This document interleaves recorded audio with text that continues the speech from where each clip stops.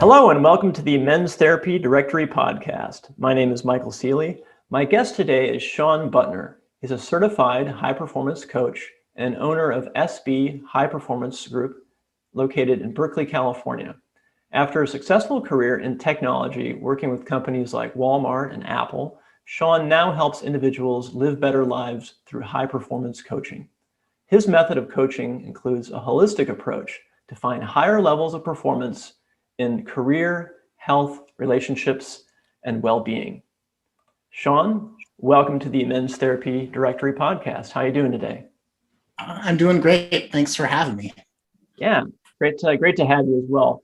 I wanted to start off the show by asking you how you got into being a certified high-performance coach. I know the story, but I think it's a great one, and perhaps you could tell some of our listeners and viewers. Of course, yeah. So I had just, my background, as you mentioned in the bio, was in technology.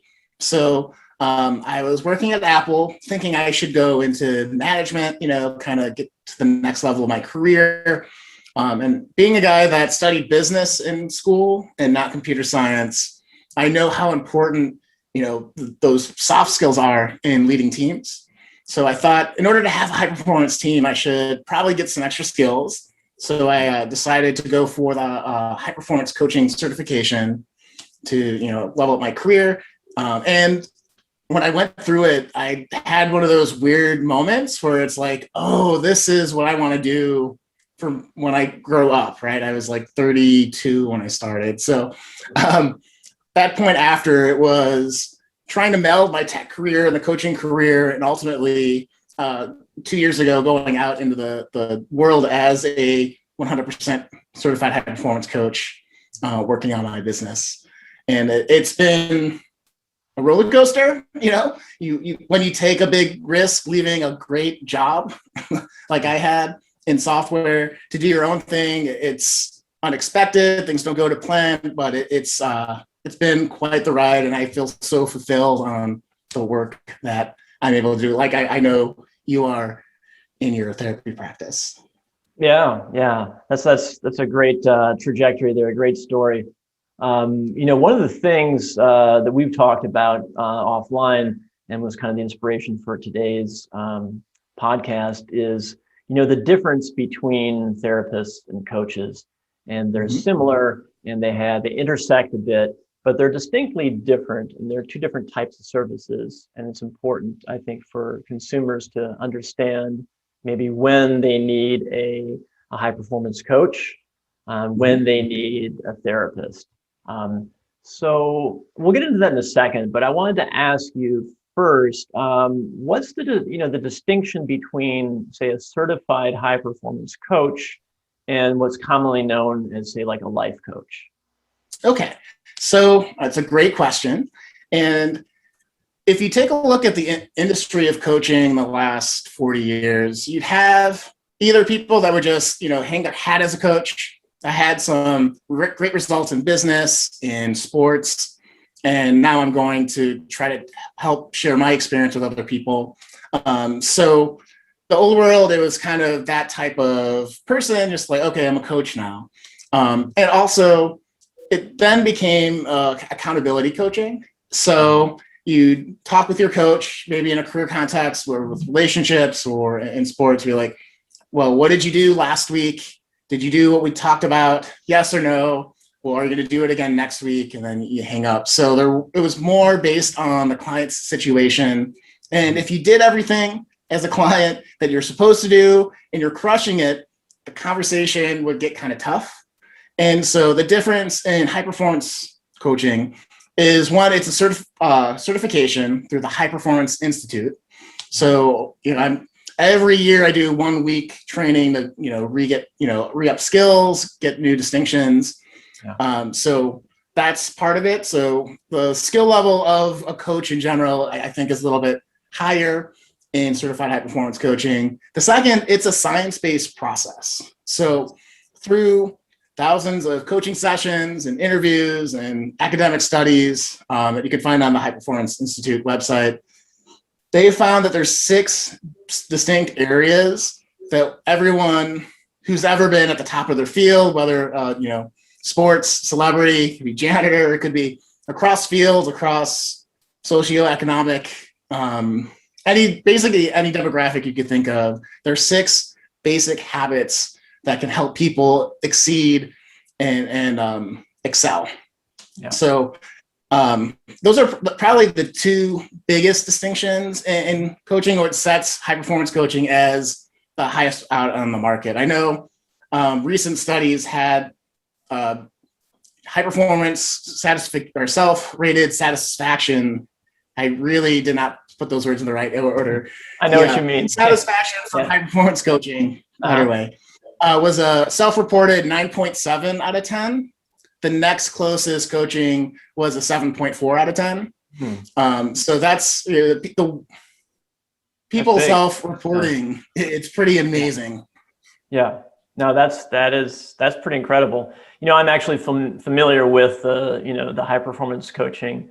Certainly not as much as you, but when you're talking about this, I'm definitely knowing what you're talking about. I think for people listening or watching this, from what you're saying, it's important that a coach has some sort of a certification or some sort of training that holds them accountable. Like for you, it's this training that happens regularly, that you have to get recertified, things like this. Also, what you're talking about is science-based. The whole thing is based on measurements and objectives around these 6 areas that they were, done plenty of research on and obtained great results as well. So thank you for explaining that. I think that's important for people to know when they're out there, deciding on guidance, whether it be with a therapist or a coach, is, how do I know that this coach or therapist is at least at a level that they're really going to serve me and help me with my goals. So I wanted to ask you, and this is, the topic really of today is the difference between a therapist and a coach. And so for you, what would you say would be, say, the main differences between a therapist and a coach? Definitely. So I think, and I'd like your input on this idea. So I think we should start where I think they might actually overlap. And so I think that in therapy and in coaching, what we're trying to do is we're trying to, get you to make a good decision now to better your future, right? And so then the difference becomes, I think a lot of times in therapy, in my experience and observation, that a therapist's job is to try to help you deal with something in your past so that you can make a better decision now and live a better life. Where a coach is more hooked in on your future ambition. So I want to get promoted. I want to create a big business. I want to have the best family in America or whatnot. And so the coach helps you develop a plan to live into that best idealized version in your future. Whereas a therapist would be like, oh, so you had problems growing up, or you had this one thing that keeps coming up and preventing you from living your best life. So I think that's probably the first, maybe biggest distinction right there. I think on top of that, at least with certified high performance coaching, we have a process where we're going to talk about how do you get clarity on that future? How do you build the energy you need to achieve that future? How do you boldly show up for that future? How do you figure out what the productive projects you need to work on, and how do you decrease distractions? How do you enlist people along the way to help support you in that cause? And what is the necessity for achieving that goal for yourself, for your family and community at large? And so that process is pretty similar, where I think also with a therapist, you might not have specific outcomes. You might know that you have a problem, but part of the art of therapy is to try to unlock that and then figure out the treatment. It's pretty similar, I think, in coaching moving into the future. Yeah, I like how the primary difference being with coaching, someone is ready to move forward and really ready to up-level their life. Whereas someone who's maybe a good candidate for therapy certainly may want to improve their life in many, many ways. However, there's something in their past that's still kind of holding them back or dragging them down.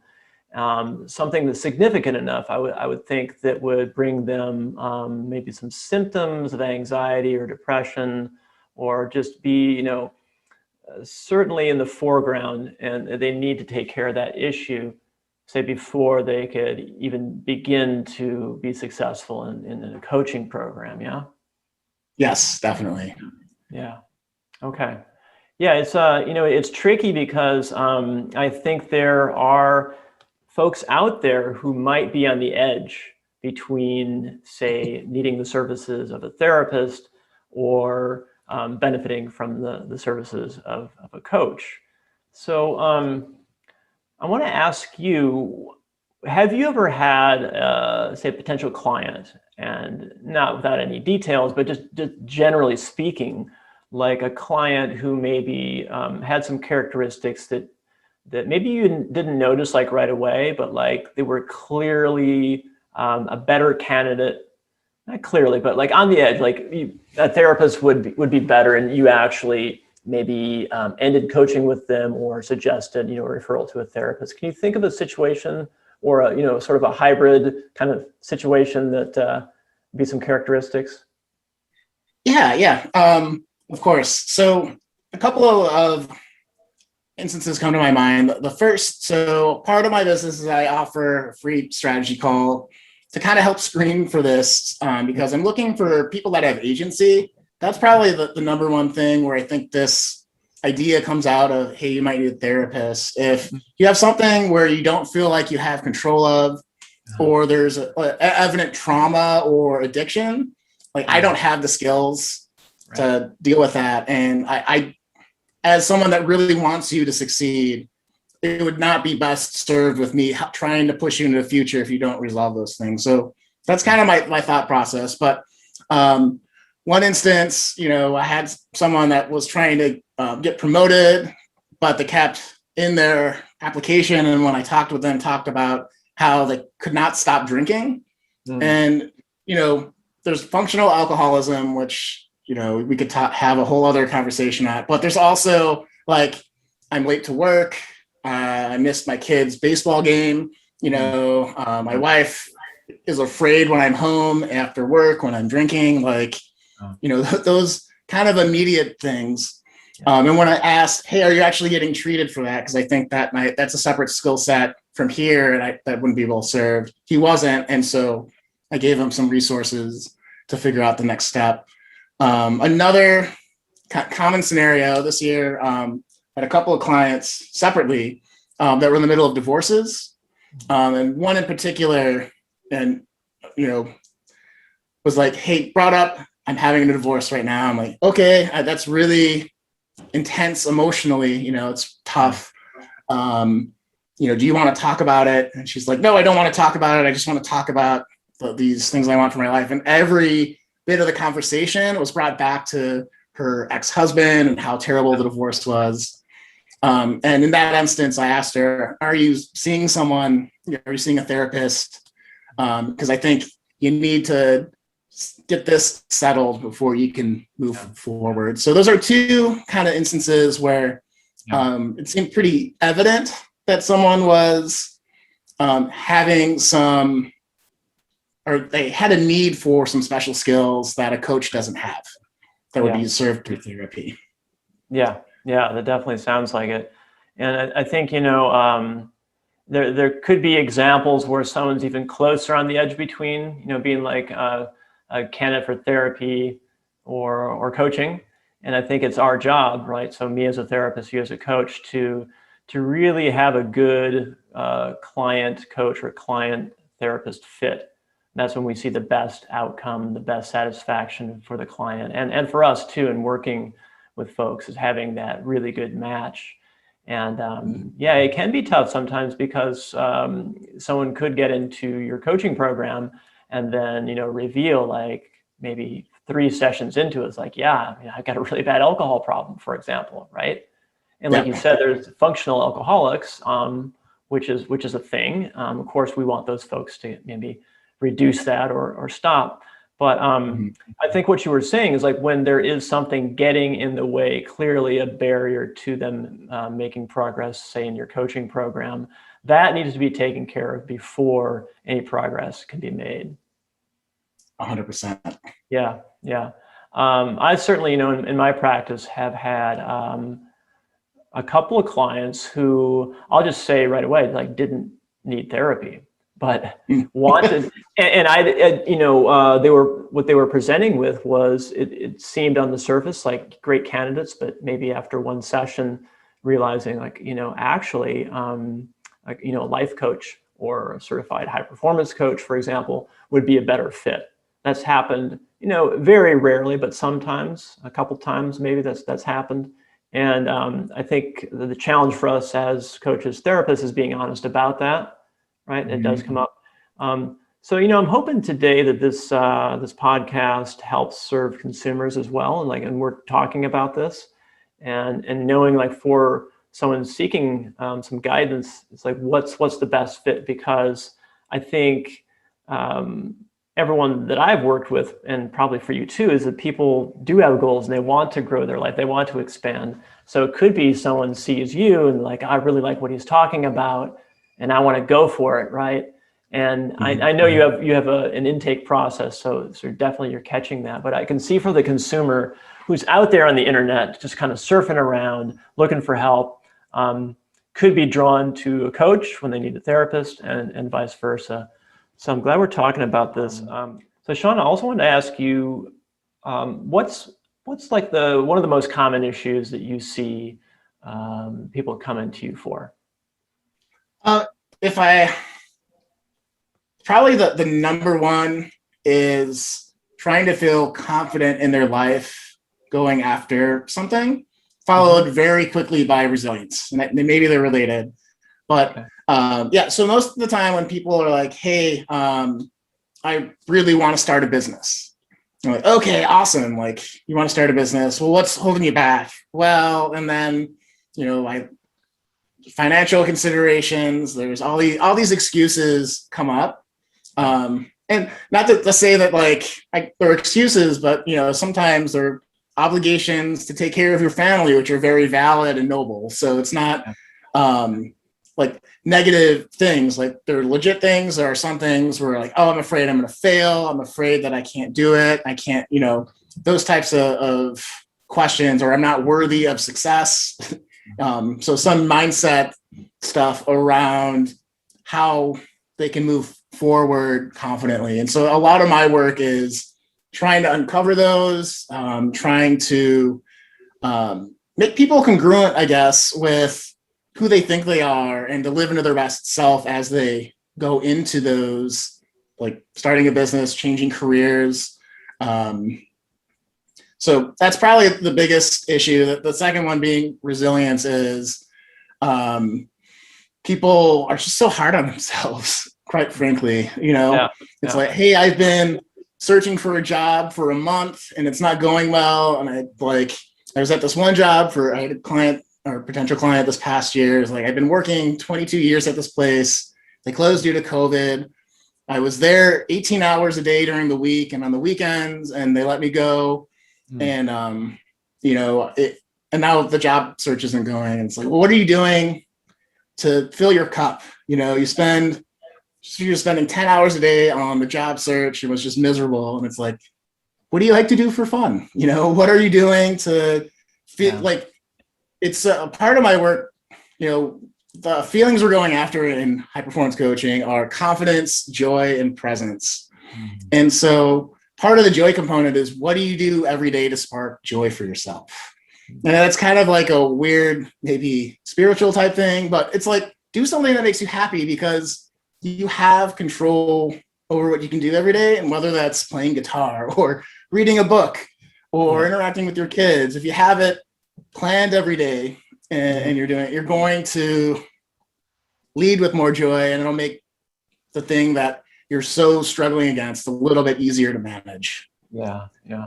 I love that. I think, same thing for, some of my therapy clients as well, is that you do see people be really hard on themselves, right? Mm-hmm.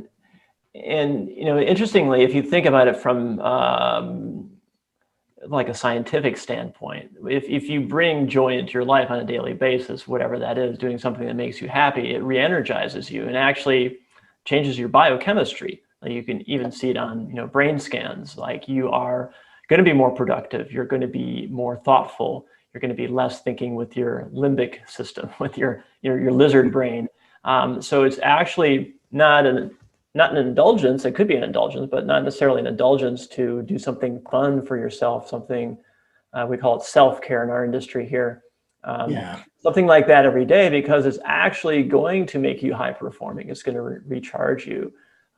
So yeah, that's so important to mention that, is that people are really hard on themselves, and bringing that joy aspect into the day is super important.